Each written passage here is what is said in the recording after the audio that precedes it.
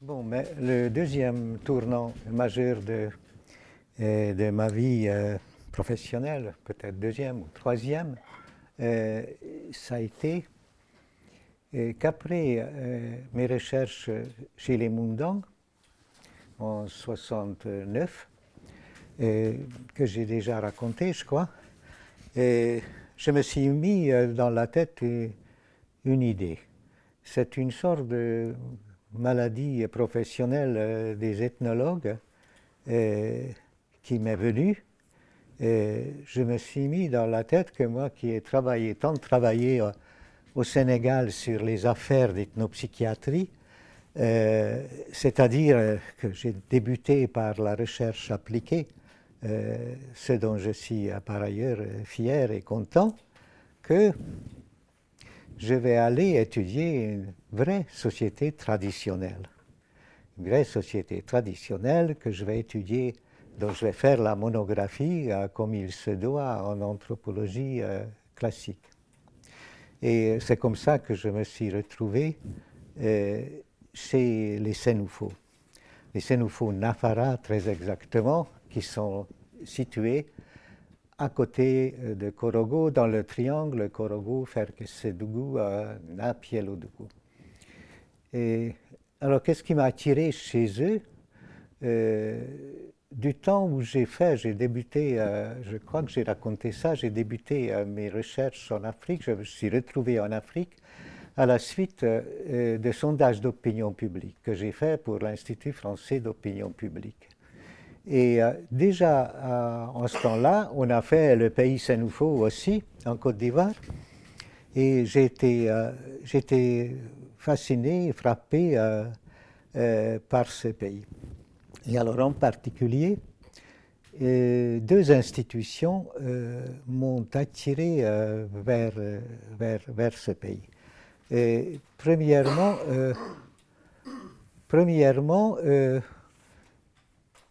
à l'époque, il y a eu très peu de publications là-dessus. J'ai appris que certains Sénoufos, une partie des Sénoufos, pratiquent ce que nous appelons le système du mari-visiteur. C'est-à-dire que l'homme et la femme ne cohabitent pas, mais l'homme se rend tous les soirs, ou tous les 2 soirs plutôt, dans le village de son amie femme, comme disent les Nafara. Il y passe la nuit, et le lendemain matin, il rentre chez lui à pied ou à vélo. Et du coup, comme ça, ils sont, mari et femme sont séparés. Les enfants restant chez la mère, dans le village de la mère. Alors l'autre institution là qui m'a attiré, c'était le fameux Poro, le système d'initiation masculine des Sénoufos, qui existe, qui fonctionne jusqu'aujourd'hui. Ce qui n'est pas le cas des autres systèmes d'initiation africaines qui sont pour la plupart tombés déjà au temps de la colonisation parce qu'ils ont été interdits ou qu'on les a tout simplement abandonnés. Alors voilà l'origine de mon travail là-bas. Alors mes débuts chez les Nafara ont été extrêmement difficiles. Les Nafara n'étaient vraiment pas gentils et moi qui étais habitué à l'hospitalité légendaire, traditionnelle des Sénégalais, ce qu'ils appellent le teranga, l'hospitalité, bon, j'étais un peu frappé par le fait que les Sénoufos sont souvent réservés, très réservés, et et pour tout dire nettement cryptophile. Ce n'est pas pour rien que le pourreau subsiste chez eux. Alors du coup, j'ai tourné dans le pays pendant assez longtemps à la recherche d'un point de chute. Et il m'a fallu je ne sais plus combien de temps pour tomber sur un homme et sur un village, l'homme s'appelant Nombélé. Alors, Nombélé. Nombélé, il était un enseignant catholique dans une des missions du coin. Et bon, c'était un homme très remarquable, très bon, mais qui n'était pas très bavard. Quand je suis arrivé dans son village et que j'ai exposé ma salade ethnologique, ce que je cherchais, de façon extrêmement placide, il m'a dit que je m'assois dans son village. C'est la façon, c'est nouveau de dire que je reste. Alors je me suis assis à Pegeka, ça s'appelle comme ça son village, et je suis resté pendant des dizaines d'années dans ce village. Rester, ça signifie que je retournais pour des longs séjours. Je ne sais pas, le plus long, c'était peut-être 1 an, 6 mois, 8 mois, 3 mois, 4, etc. J'étais toujours à l'université de Nanterre. Et alors, qu'est-ce qui s'est passé? Nombélé donc m'a dit de m'asseoir, et c'est lui qui m'a initié à la vie sénoufo en m'amenant dans les villages, dans les bois sacrés et tout ça.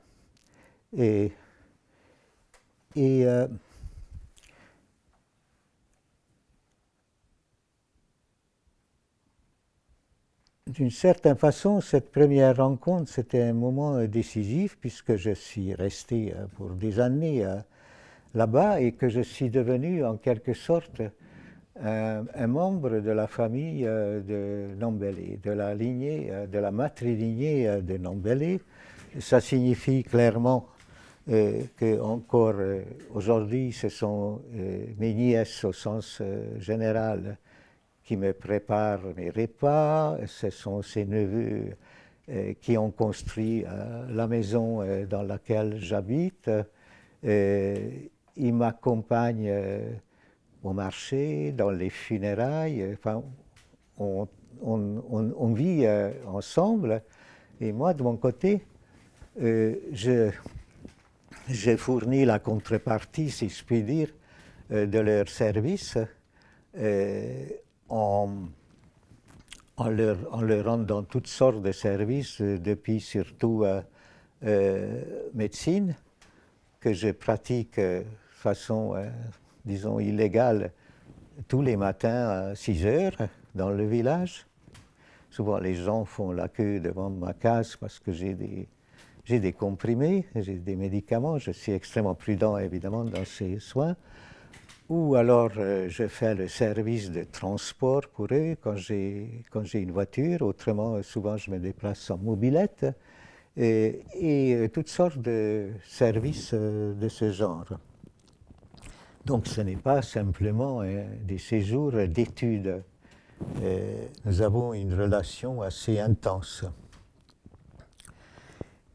Alors, Nombélé, il est mort en 1975, pour autant que je me souviens. Et j'ai été, comme ça se fait chez les Sénoufos, hérité par son neveu qui s'appelle Niofun, de qui je vais encore parler, qui est décédé lui aussi il y a 3 ans. À présent, mon tuteur officiel est le neveu maternel de Niofun, qui s'appelle Kulu Tioloma, ce qui signifie en sénoufo littéralement adieu, c'est un enfant adieu, et qui circule actuellement en moto chinois de marque Dragon sur les pistes du pays. Les Chinois ont fait beaucoup de progrès dans le nord de la Côte d'Ivoire, entre autres, chez les Sénoufos. Alors, tout cela est une très très longue histoire et je pense qu'on serait encore là jusqu'à ce soir si j'allais dans tous les détails.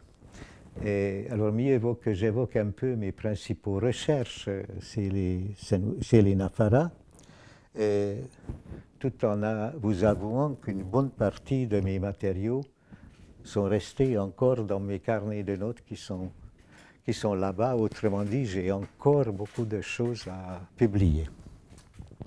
C'est le cas de ce que les Nafara appellent le Kekurugu. Kekurugu, le mot signifiant littéralement derrière les villages. C'est le système Nafara de la visite de l'homme chez la femme. Alors, dès mon arrivée, j'étais intrigué et même, je dirais, fasciné par un spectacle quotidien assez prenant. Vers 6 heures du soir, les hommes du village s'en vont. Au début, j'ignorais où. Ce sont les vieux qui commencent plutôt, qui marchent à pied, donc qui ont un peu de difficulté à marcher et disparaissent, je ne sais pas, dans l'après-midi. Ils sont suivis par leurs cadets, qui ont souvent des mobylettes, donc qui sont motorisés, et qui partent en pétaradant, mettons, vers 6 heures, 5-6 heures. Les derniers sont les jeunes. Les jeunes, surtout les novices dans le matrimonium particulier qui est le système de visite, les novices, souvent ils partent vers 11 heures du soir, voire vers minuit, et de façon très, très discrète. On n'entend dans la nuit que des cliquetis de leur vélo. Alors, ces hommes qui marchent comme ça, ou qui pédalent dans la nuit, sur les lacis des pistes du pays, vers les villages ce qu'ils appellent de leurs amies femmes, Tancho en Nafara. Ces hommes sont appelés les Navabele. Navabele qui signifie les hommes qui courent. Alors, c'est une allusion traditionnelle au caractère dangereux, périlleux du Kekurugu, c'est-à-dire au danger des razzias ou d'autres fois. La route dans la nuit était toujours dangereuse chez les Sénoufos. Les fauves, les génies, sont beaucoup peur des génies, et ainsi de suite. Alors, dans la nuit, après, bien sûr, je suis allé dans la brousse pour observer ce qui se passe là-bas. Dans la nuit, les hommes surgissent de partout. Le pays Nafara est extrêmement densément habité par... Il y a beaucoup de villages. C'est-à-dire que la plupart des villages sont distants des autres villages à 1 kilomètre, 2 kilomètres, 3 kilomètres. Donc on a comme nous appelons ça, une zone dense où ces hommes circulent. Alors on penserait qu'ils s'en vont directement chez les femmes. Dans les villages des femmes, ce n'est pas du tout le cas. Ils ne se pressent pas, ce ne sont pas des hommes qui courent du tout. Mais ils se saluent, ils s'arrêtent surtout dans ce que nous appelons des cabarets de bière de mille, que des vieilles femmes avisées créent comme ça, improvisent sur les chemins, et surtout sur la croisée des chemins, et où les hommes boivent et échangent les nouvelles. Alors, pays Nafara, ce n'est vraiment pas un pays où on a besoin spécialement d'Internet, parce que le soir, dans la nuit, comme ça, dans la soirée, on sait déjà ce qui s'est passé à l'autre bout du pays. C'est-à-dire que ces rencontres nocturnes servent à la circulation de l'information aussi. Et alors, dans cette brousse, évidemment, tout le monde se connaît. Et je me souviens des mèches, bien sûr, des vélos, des phares des vélos. Et cette brousse offre un spectacle tout à fait fascinant. C'est rempli on dirait, par des lucioles. Les phares des vélos qui vacillent comme ça. Toute la brousse est en quelque sorte allumée dans un spectacle humain extrêmement prenant, quoi. Et c'est ce qu'on peut dire que c'est le temps de la rencontre quotidienne des hommes de tous les pays en l'absence des femmes.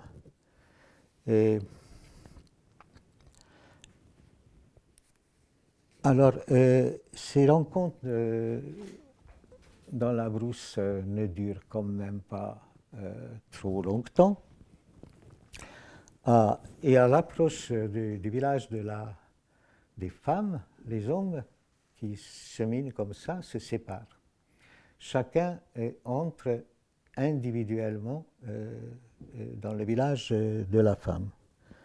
Et après minuit, la brousse n'est plus tous calme, la brousse n'est plus troublée que par les cliquetis sporadiques des jeunes qui rejoignent le village de leur bien-aimé.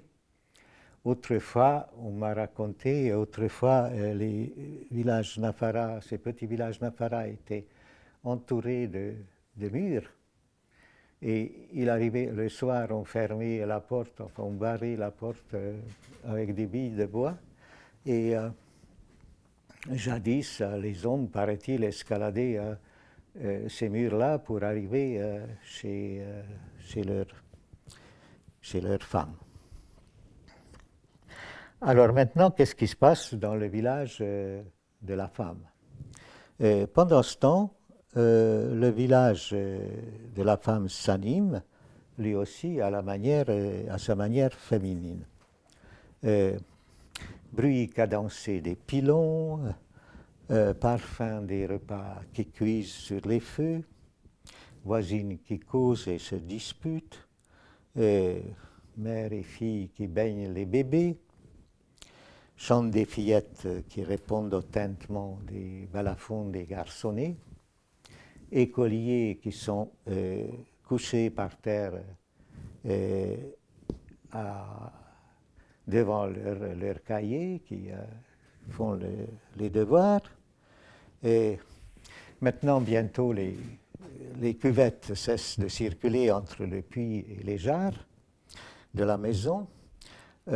Le va-et-vient entre les cours s'atténue et les flammes des foyers cèdent la place aux braises, autour desquelles les tabourets de tout le monde se resserrent. Je veux dire par là que j'avais une forte impression qu'au coucher du soleil, le temps du village se brise en quelque sorte dans des îlots d'attente. Et que l'espace du village, à ce moment-là, se fragmente. Parce que l'arrivée de l'homme Nafara chez son amie femme n'a absolument rien à voir avec la rentrée quotidienne du pater familias occidental à la maison. Et cette arrivée est discrète et individuelle. Dans le village de sa partenaire, l'homme Nafara est appelé étranger. c'est un étranger, un nabon, comme on dit, et comme il doit se comporter. Ainsi, par exemple, le jeune étranger descend furtivement de son vélo à l'entrée du village et il évite, si possible, les aînés de sa femme et en particulier sa mère, qui sont les femmes étant occupées du reste par leurs propres affaires et puisqu'ils reçoivent leurs propres hommes. Et parce que la honte de la belle-mère, de croiser la belle-mère, comme on dit souvent, est une hantise, je dirais, est une hantise des étrangers, des maris-visiteurs. Il faut noter aussi que cette peur, cette discrétion et cette peur de rencontrer la belle-mère ou d'autres aînés de la famille de la femme fait que les étrangers qui arrivent dans le village, les maris, disons, j'n'utilise pas le mot mari parce que ça n'existe pas. Le mariage existe chez un très petit nombre de Nafara, de Sénoufo, mais ce dont je parle, ce n'est pas un mariage. Donc, je veux dire que quand les hommes sont là dans le village de la femme, il leur est interdit de former des groupes solidaires, de se rencontrer, ils ne s'arrêtent pas comme dans la brousse, dans les cabarets. S'il y a un accident, bien sûr, ils vont aider les gens dans, mettons, une incendie et chercher à l'éteindre. Mais assez rapidement, à vrai dire, j'ai assisté à plusieurs cas, ils vont appeler un homme de la famille, de la matrilignée, du village, pour s'occuper de cet accident. Autrement dit, le mari-visiteur n'est pas responsable, ne peut pas assumer une responsabilité dans le village de la femme. Et on peut dire que le séjour de l'homme dans ce village est une affaire privée dans laquelle les parents de la femme ne s'immiscent pas. Et maintenant, il faut dire aussi qu'aujourd'hui, beaucoup d'hommes et femmes Nafara cohabitent en régime virilocal. C'est la modernité. Mais ce n'était pas le cas quand je suis arrivé dans le pays. Et alors il faut imaginer une société où femmes et hommes, père et enfants, ne sont ensemble que dans la nuit. C'était le cas chez les Nafara. Ou plutôt, ne sont ensemble que dans la soirée.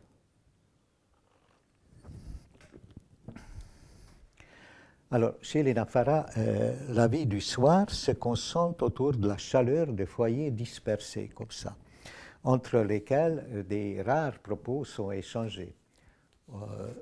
On ne parle pas normalement entre segments de petites, enfin, entre cellules conjugales.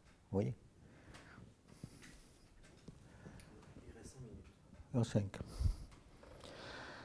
Alors on entend parfois la voix de tel père qui câline le bébé, qui rappelle ses devoirs à l'aîné ou ses droits de défense au cadet, ou encore qui les renvoie dos à dos à chercher du bois et de l'eau.